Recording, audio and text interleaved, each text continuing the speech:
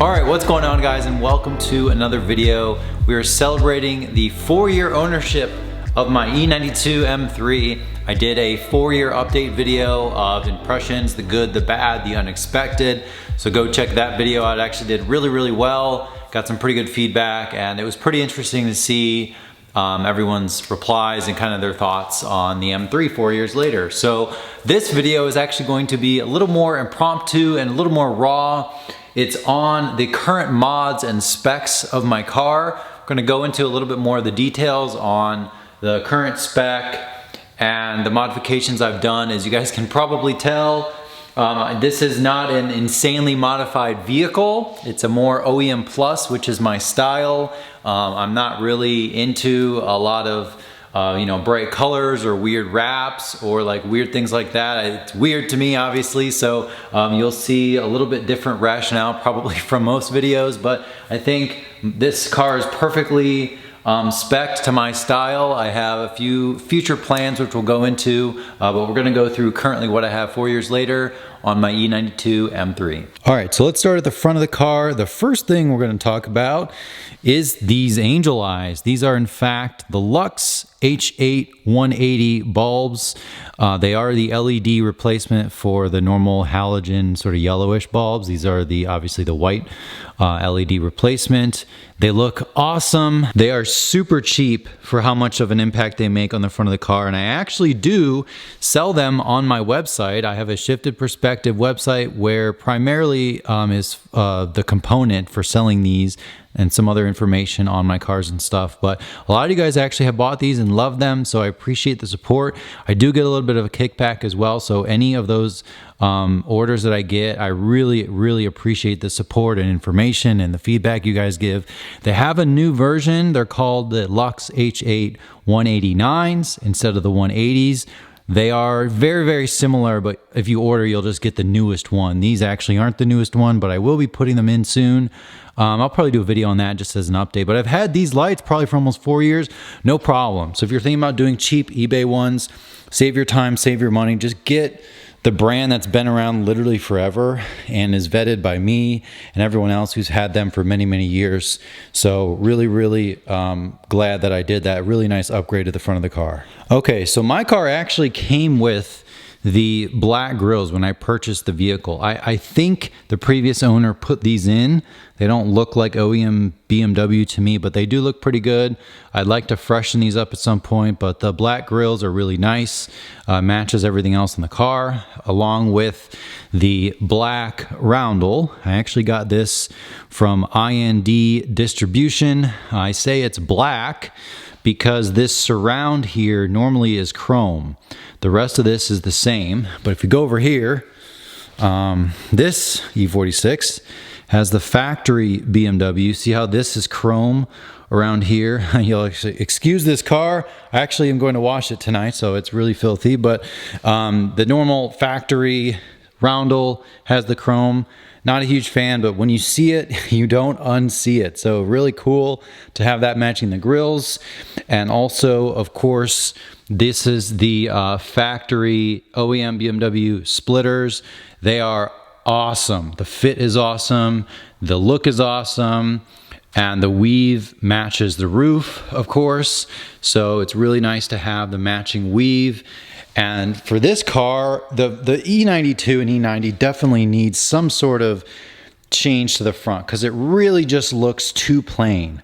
So if you put the splitters and you do the lights and maybe you do something else like the badge, I think it just looks so clean.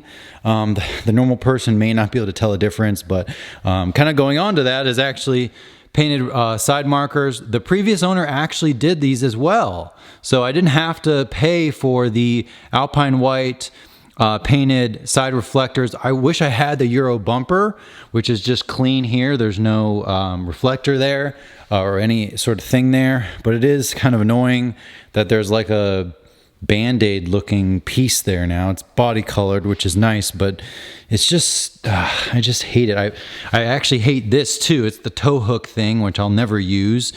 So I've actually photoshopped the car without this and without this just to see what I would like, and it just looks so good without these stupid things here. So anyways, Really nice improvement to clean the car up. The little things, it really adds up. If you do those few things to the front of your car, it really gives it a good look. I'd like to maybe consider swapping these out. They're body colored right now from the factory.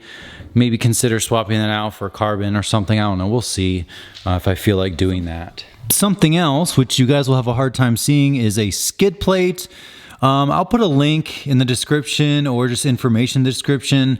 It's a aluminum skid plate. My factory one was destroyed from getting this car into a trailer. I underestimated how low it was. It's really not that low, but low enough to get jacked up on a trailer. And anyways, so definitely recommend the aluminum skid plate. Super helpful and obviously very durable as well. All right, so this is supposed to be a mods and specs video. Alpine white, factory finish. This was actually refinished by a local place in Columbus. Maybe I'll consider doing black wheels or something. I would like to lower it, so maybe if I did a little lower and did black wheels, the car would look pretty different, I would think. So anyways, factory wheels, Pilot Super Sport tires. I haven't put a tremendous amount of miles on my car since I've owned it. I've put about 4,000 to 5,000 miles a year, and I've replaced these tires, I think last year.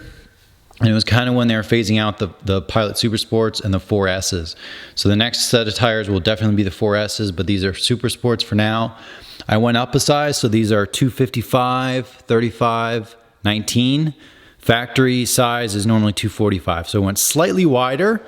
And it looks awesome. And I also paired that with 17 millimeter spacers from Future Classic. You can't see them in there, but they're right there. 17 millimeter is literally just like on the cusp. So if you're worried, go 15 millimeter.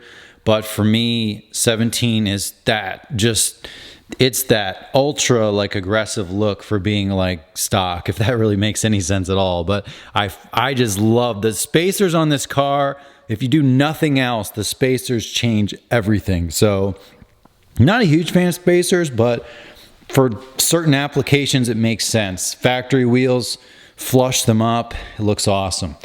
I bought new center caps just to keep them nice and fresh. Went with the chrome edge on these because the wheels are still the whatever color, BMW chrome kind of color. I felt like the black would be kind of silly for now. And I did paint my brake calipers. I didn't go any crazy color, of course, because these are wimpy single piston brake calipers. But these are actually Le Mans blue. So they look pretty dark if you don't have a light on them, which, you know, in hindsight, I probably would have done a Storal or something like that. I actually wanted them close to sort of the factory F80 sort of blue, or whatever the blue that BMW uses for the brakes. I didn't want them to be yellow because to me that's dumb to paint your brake yellow when it is a small, honestly, like wimpy looking brake. So I wanted it to be clean. I wanted it to be new looking, but I didn't want to make it sort of flashy when I didn't think it deserved to be flashy. So that's my rationale there. Sort of OEM plus. If you look at it, people do notice in person. And in the garage here, it's a little harder to tell. Also did brake pads. I went with Akabono ceramic pads. That I would say is a mod that I wish I did forever ago, because usually I would wash the car just because the wheels were so dirty from like 1 or 2 drives. So I don't think you guys can actually tell, but this car is fully PPF'd. I actually bought it that way, and some of it was yellowing after a few years of ownership, and XPEL actually warranted the entire PPF. So I got all new PPF.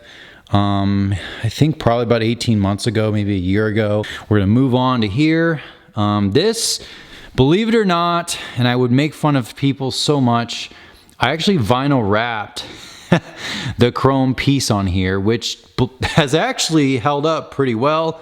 If you look really close, you can see that it's coming up just slightly, which is, well, that's because I'm not good at vinyl wrapping probably, but that's why you don't wrap your car like a 12-year-old. Like, don't wrap your car.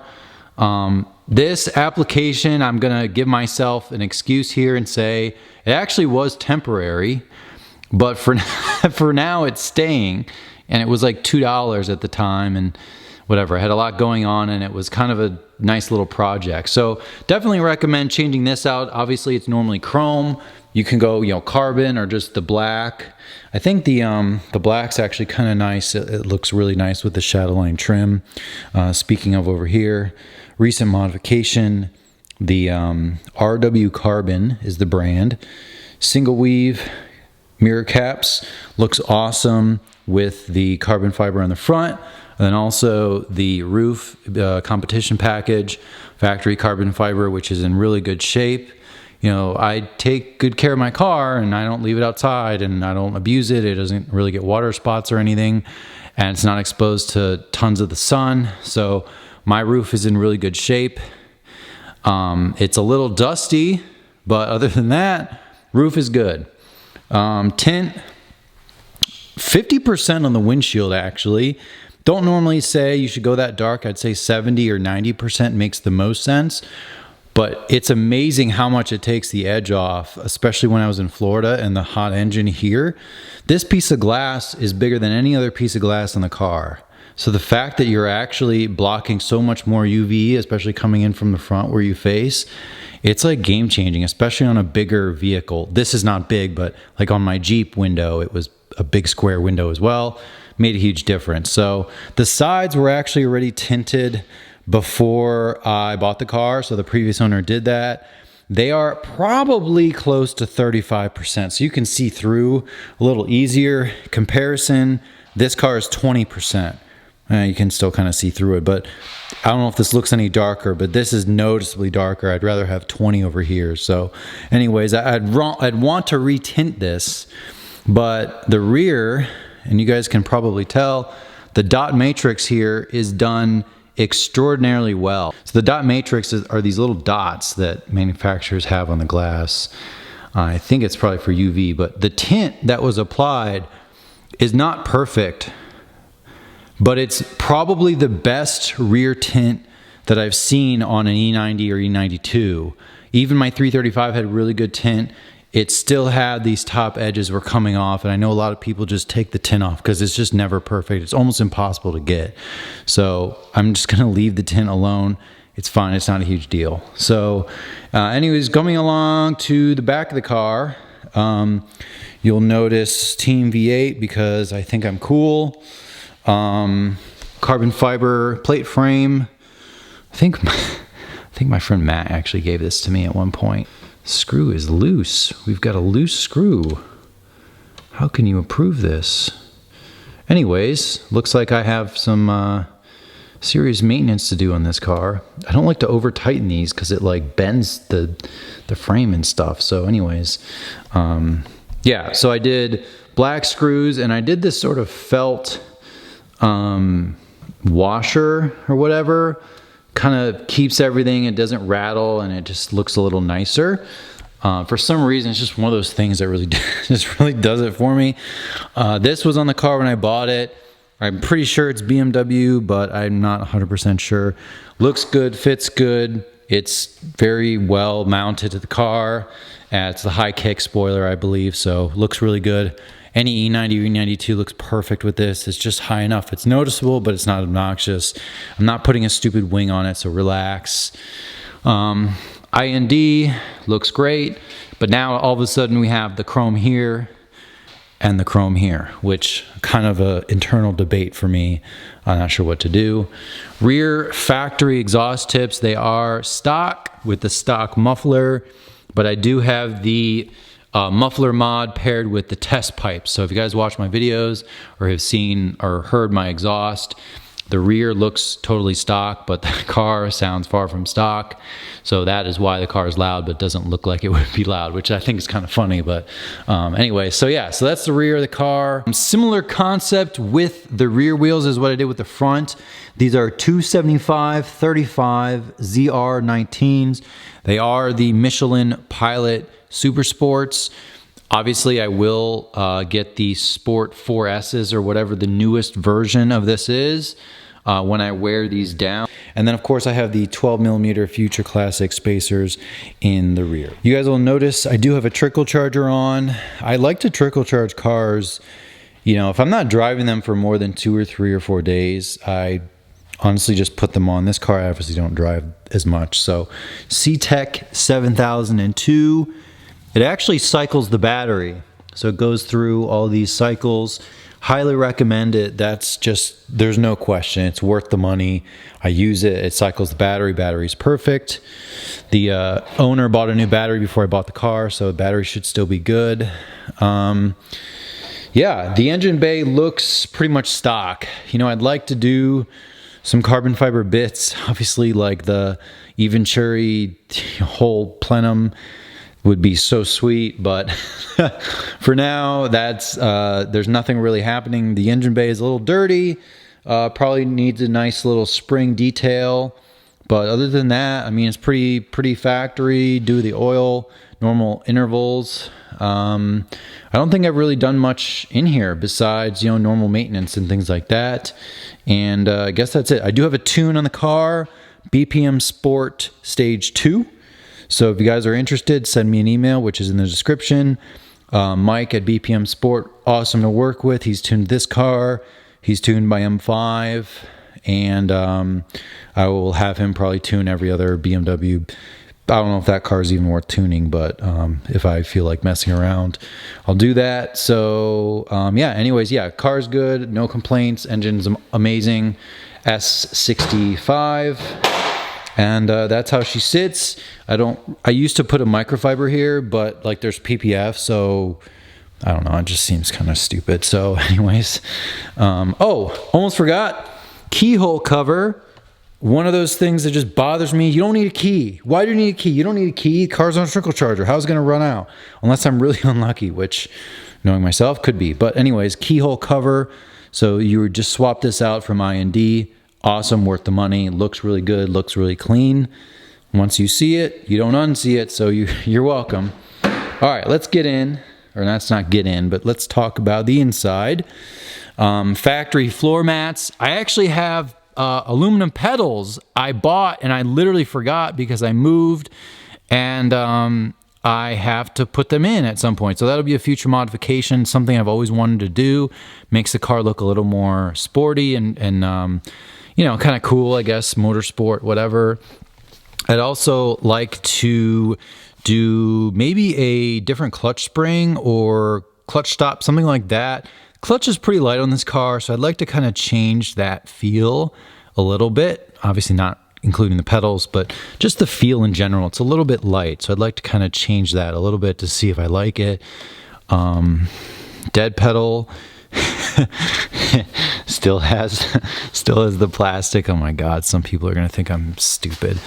Anyways, so okay, so this is honestly something is very expensive if you buy it new, but I actually bought it used and refurbished it, and I actually did a good enough job that I liked it and I kept it. M Performance Alcantara, you know, flat bottom steering wheel. It's awesome because you're interacting with the car through the steering wheel and through the shifter and, you know, the pedals or whatever, but you're touching this almost 100% of the time, and just having this different wheel, and the stripe's kind of cool to have as well, and the flat bottom is nice, feels a little more sporty, but the thickness is the same as the factory wheel. So you're not putting an ultra thick wheel, which looks cool, but in reality, it's not really that practical. So it's the same thickness, which is nice, but it has a flat bottom. Otherwise, it's the same. The little ones with the lights are cool. I don't know. I'm just not as excited about them. So this one came up and I love it. So I'm going to keep it. I kept my factory wheel, and then this is the airbag that was in there. So definitely recommend that. We have the black interior with the two-tone gray. What the heck color gray is this? I hate it so much I don't even know the color. But anyways, I have the gray inserts, which is only a US option. So if you guys are in Europe and you're watching this, you probably have never seen this in Europe. And the fact that this car it had a good story and the owner was very detail oriented and I trusted him, I was willing to accept the seats. So that's my story on the seats. I just haven't really been willing to dye the seats or change them out. So they are in really good shape. I'm careful when I get in, when I get out. I leather eke them frequently, and you'll notice They're manual, which I honestly think is a must on these cars. You sit lower and the car is lighter, and how many adjustments can you possibly need to make on your car? So the seating position in this car, a lot of people want to sit a little bit lower. So to sit as low as possible without modifications, just get the ones with the manual seats. You don't really lose much. You'll never remember that they're not electric. It doesn't really add value in my opinion. So definitely manual seats are a huge win. If it has electric seats, it's still a nice spec obviously, but for me, I'm really glad those were the manual seats. All right, so mileage check, 48,239. And car is amazing. Love this thing. And obviously, because we're real men here, we row our own gears. We got the manual transmission, 6-speed, and you'll notice this shifter is a little bit different. This is from either the F10 M5 or the F80 or whatever. All the newer shifters have. It's a little bit lower and a few ounces heavier, which honestly is a huge must for the manual transmission in this car, because the stock one is too high and it looks ugly, quite honestly. I just don't like the look of it. So this one, it's one of those things, just like the steering wheel, you're engaging with it all the time. Once you dial this in a little bit, it makes the driving experience just that much nicer. So anyways, huge must, and it's an easy retrofit. So you just take off the bracket. I did a whole video on it. For the money, it's awesome. You'll thank me that that you did it. Of course, you can see by the buttons here, I have the factory EDC, the electronic dampering control, which is nice when you pair it with the M mode. So when I press the M button, it's programmed. I do have, obviously, the head unit here. I was honestly agnostic about single or double hump. I know guys are very passionate about having single hump, but for me, I don't really mind having the screen. You get to see the metadata and you get to see the information, tire pressures, all that stuff. If this had a single hump, it would have been great, but I don't think that the double hump should stray you from buying the car if everything else checks out. This interior, by the way, this is the, I believe it's like the leather carbon weave or something. There's kind of a funky name. I honestly, I kind of feel bad that I don't know the full name, because this is a mods and specs video and I don't really know the name of the spec, but you'll see this on a handful of cars. This is probably the best interior in my opinion, the best trim interior option. You know, they have a few other ones, you know, the brushed, which is not bad, but I think this is the way to go. All right, guys, I think that's gonna do it. I know really long-winded, but that's kind of the point. Current mods and specs on my 2011 E92 M3. Manual transmission, competition package, Alpine white. Man, this car is 10 years old. It's a 2011, yeah, 2021. That's crazy to think. I've had it 4 years out of 10 of its whole life. So anyways, that's kind of crazy. Definitely leave a comment below or send me an email if you have an M3 and you're, I don't know, thinking about modifications or whatever. Yeah, so I definitely hinted on a few things that I may change for the car in the next year or two, whatever it happens to be. The car is fully paid off. I don't have plans to sell it or do like a ton to it. I would like to do suspension. I've always wanted to do that, and maybe change up the wheels and possibly the exhaust. I mean, the engine on this car sounds so good. I hate to mess with it, but it's also cool to, you know, experience other things.